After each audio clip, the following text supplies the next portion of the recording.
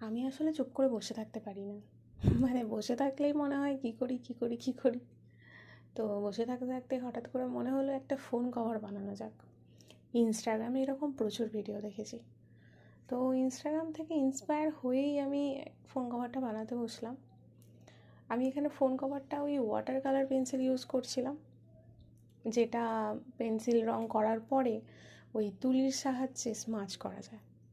তো যথারীতি আমি ফোন কভারটা বানালাম, কালার করলাম, সমস্ত কিছু করার পরে যখন আমি ফোন কভারটাকে একটা শেপ দেওয়ার চেষ্টা করলাম, মানে ফোন কভারের শেপ দেওয়ার চেষ্টা করলাম, তখন দেখলাম ফোন কভারটা উল্টো দিকে বানানো হয়ে গিয়েছে।